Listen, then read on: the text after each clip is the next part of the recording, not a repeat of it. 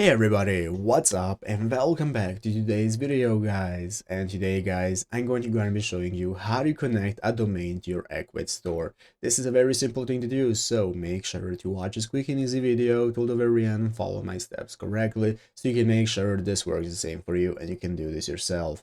But yeah guys, let's get straight into it. So the first thing you want to do is to go ahead and open up the official Ecwid store right here at ecwid.com if you've not already, and after opening it up, you'll be greeted by this main page where in the upper right corner you can get started logging into your account, and if you do not already have an account you can go ahead and create a new one. So after logging in successfully, you'll be greeted by this home page right here where at the left side of the screen you can find all the sections you can access, such as dashboard, sales, catalog, and so on.